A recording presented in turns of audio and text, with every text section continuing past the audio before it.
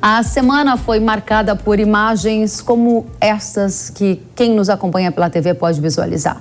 No último dia 7, sábado, o grupo terrorista Hamas realizou um ataque surpresa em grande escala em Israel. Milhares de foguetes saíram da região de Gaza com destino a Israel, além de combatentes infiltrados que entraram por terra no país, enviados para realizar sequestros. Em retaliação, Israel lançou uma série de ataques à faixa de Gaza. O primeiro-ministro Benjamin Netanyahu chegou a dizer que usará toda a força de Israel para destruir o Hamas e que a resposta ao ataque mudará o Oriente Médio. Esse ataque a Israel foi considerado o maior já feito ao país em 50 anos. Vamos direto às análises da geopolítica com o professor de Relações Internacionais do IBMEC, Carlo Cauti. Professor Carlos, seja muito bem-vindo à Hora H do Agro. Olá, Kellen. Muito obrigado pelo convite. Nós que agradecemos, e a primeira pergunta para você é: estamos no momento de maior risco geopolítico da história recente? Qual a sua avaliação da importância dessa guerra para o contexto mundial? Kellen, com certeza é um momento extremamente delicado, porque não sabemos quais serão as consequências desse brutal ataque realizado por um grupo terrorista palestino, o Hamas, contra a população civil israelense. Lembrando que morreram milhares de israelenses, não sabemos ainda qual é o número total das vítimas, porque ainda nesse momento há dias após os ataques, estão acontecendo as buscas, né, nas casas, e estão sendo encontrados corpos, né, nos quilômetros que foram conquistados pelo Hamas. Foi mais do que um ataque terrorista, foi uma própria invasão militar com milhares de pessoas, de milicianos do Hamas que invadiram o Estado de Israel, conquistaram parte do seu território e foram repelidos só após quase 2 dias, né, de combates. Agora, é óbvio que Hamas não fez tudo sozinho. É claro para todo mundo isso, porque Hamas opera numa estreita faixa de território, a faixa de Gaza, que tem apenas 300 quilômetros quadrados, é minúscula a faixa de Gaza. É algo que foi organizado com ajuda exterior e, muito provavelmente, com a ajuda do Irã, que está tentando desestabilizar o Oriente Médio para evitar que Israel assine um acordo de paz com a Arábia Saudita, que é seu principal rival. Agora, respondendo a sua pergunta, sim, pode se tornar algo muito maior se Israel decidir retaliar contra o Irã. Israel tem a capacidade de fazer isso. Poderia muito bem atacar bases militares no Irã ou centrais de pesquisa nuclear, por exemplo, ou reatores nucleares iranianos, e aí o Irã seria obrigado a reagir também, e para fazer isso Israel deveria sobrevoar o espaço aéreo da Arábia Saudita, que com certeza concederia esse espaço para os aviões israelenses. O Irã atacaria, por toda a resposta, a Arábia Saudita e eventualmente as bases militares americanas que estão no Golfo Persa, e aí estouraria, de fato, uma guerra generalizada no Oriente Médio. Isso seria um problema para todo o planeta. Lembrando que do Estreito de Hormuz transita entre 20% e 30% de todo o volume de petróleo consumido pelo mundo todos os dias. Esse é o cenário mais provável, na sua avaliação, de uma escalada desta guerra que agora está entre Israel e Hamas, mas que você aponta uma grande chance de avançar em relação a outros países do Oriente Médio? Esse é o cenário mais provável?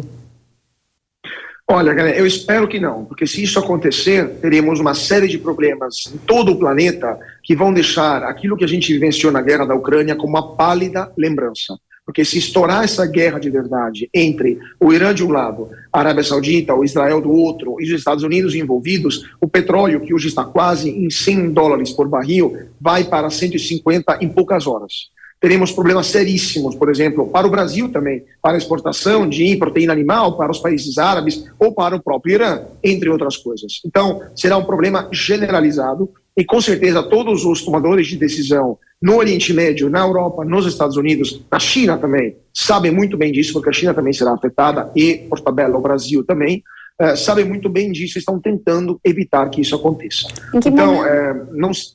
Pois não, sim, professor. Não sei se é o cenário mais provável, com certeza aquele que todo mundo gostaria de evitar.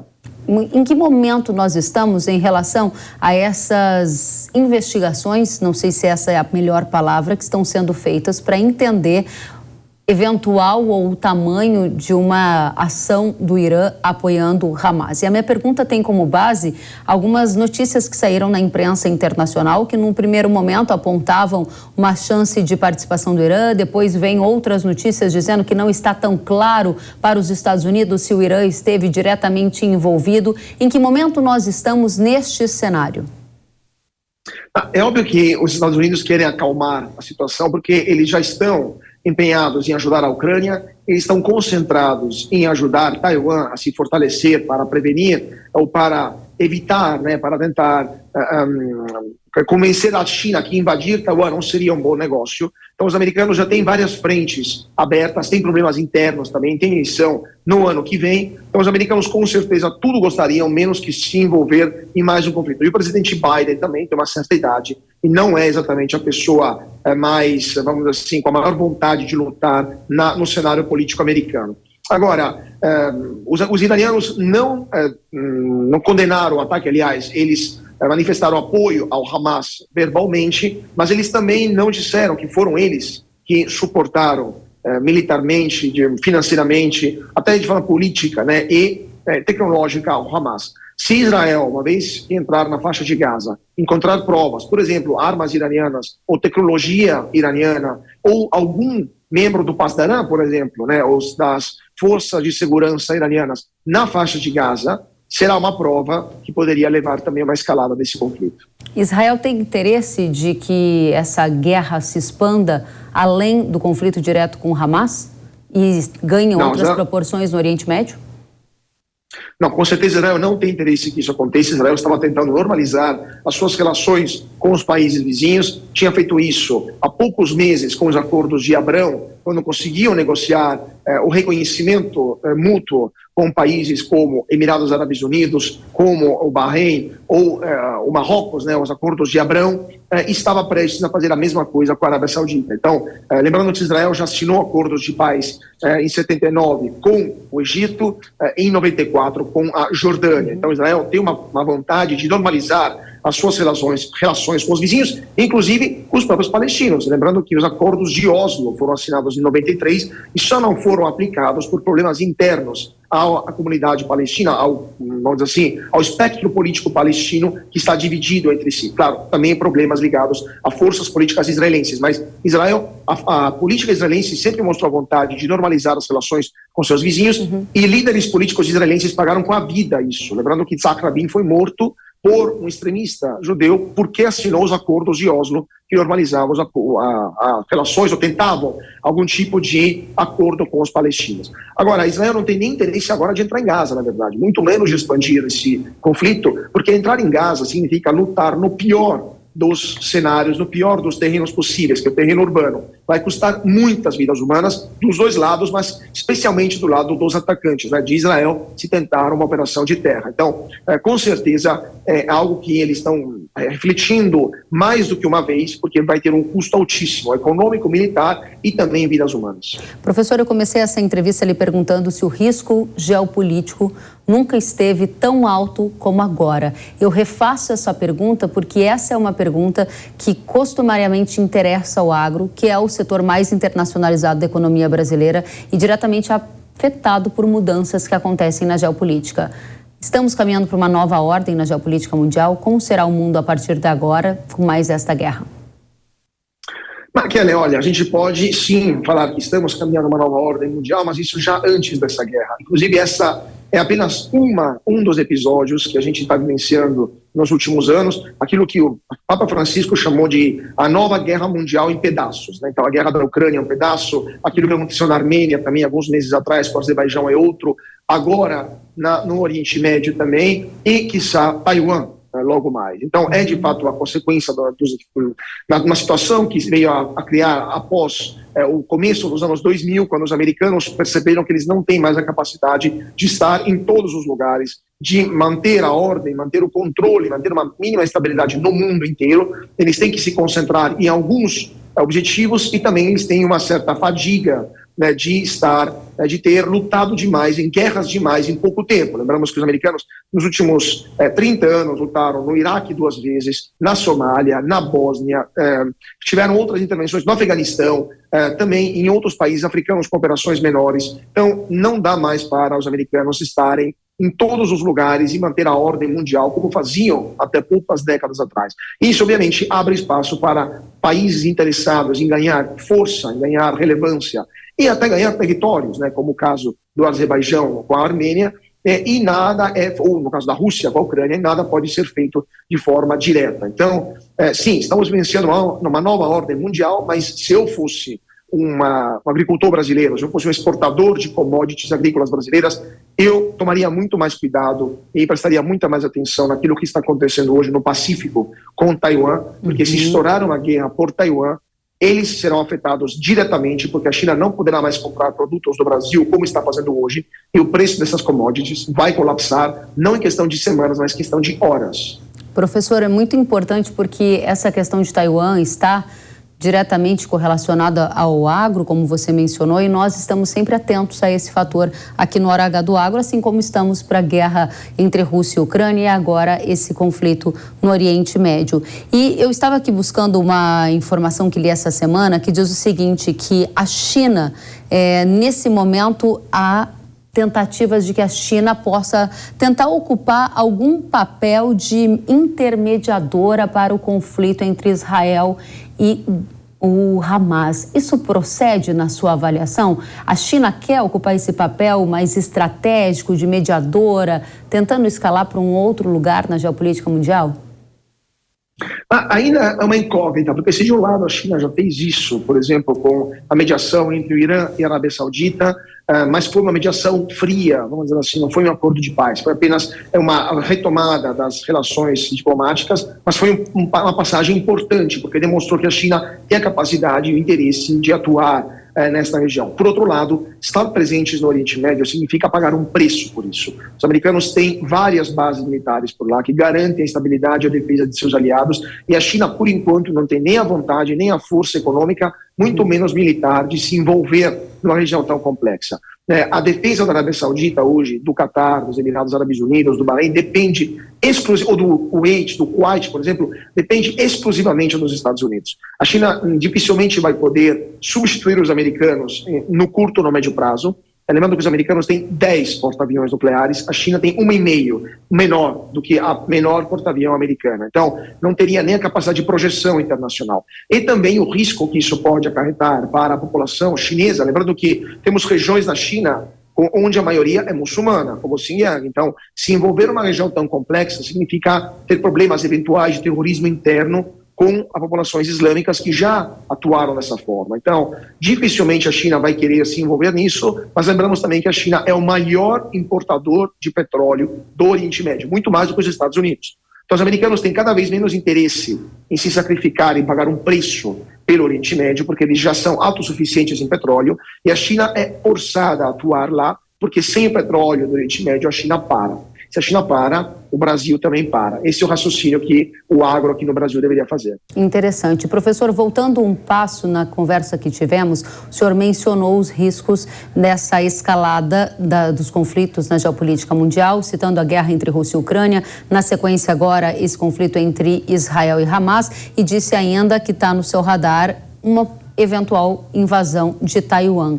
A minha pergunta objetiva é: onde deve estar o foco da atenção de nós brasileiros neste momento, objetivamente olhando do ponto de vista de comércio agrícola, mercados, porque no final das contas são vários eventos de grande proporção, alta imprevisibilidade acontecendo ao mesmo tempo, e quem enxergar antes pode ter alguma vantagem competitiva na proteção do seu próprio negócio. O que você enxerga?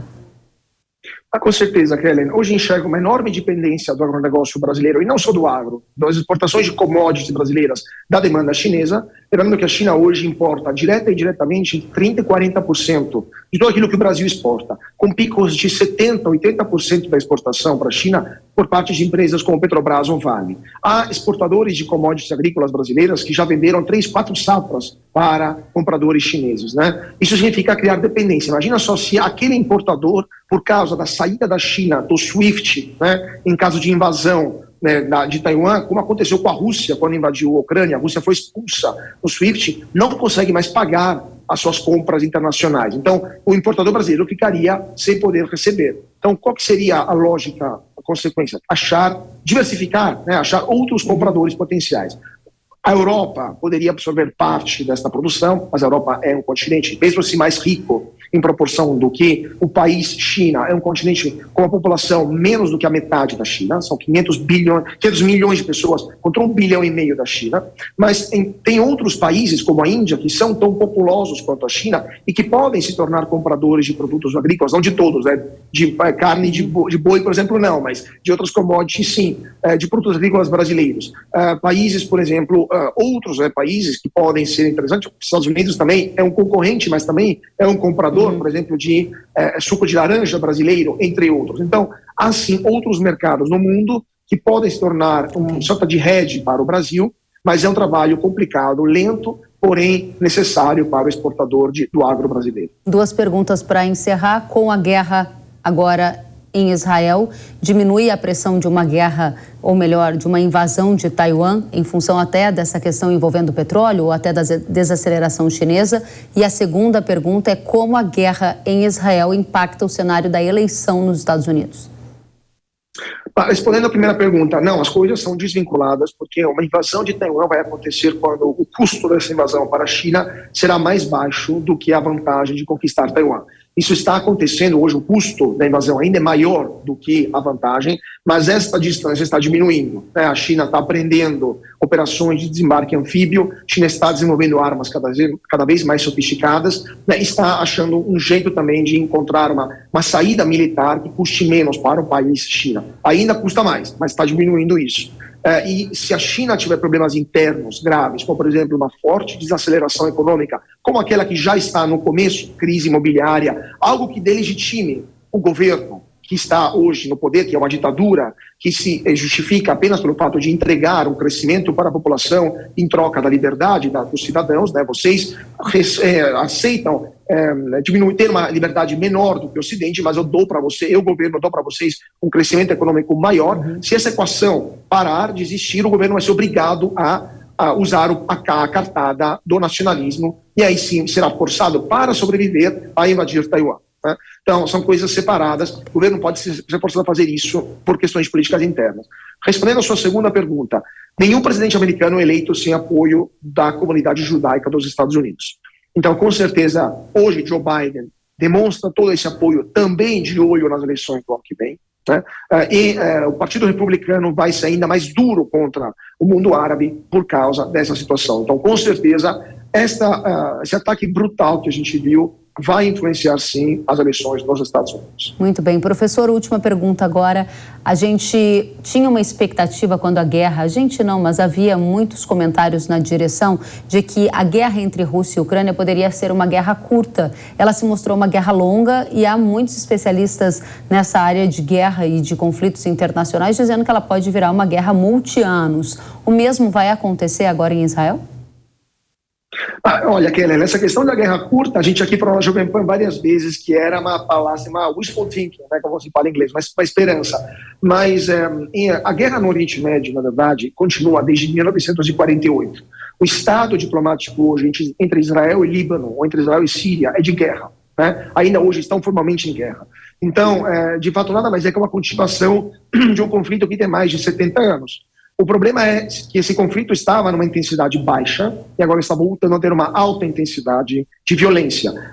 Quanto isso vai durar, a gente não sabe. É claro que tem uma limitação física, que significa o número de munições à disposição dos dois lados, mas lembramos que são 2,5 milhões de pessoas em Gaza contra 7 milhões de israelenses e mais 3, 4 milhões de palestinos que moram no West Bank, mais Hezbollah, que fica no sul do Líbano, mais outros grupos que estão em todo o Oriente Médio. Então, é algo que pode durar anos. A segunda intifada, a terceira também, dependendo de como a gente calcula, durou 4 anos.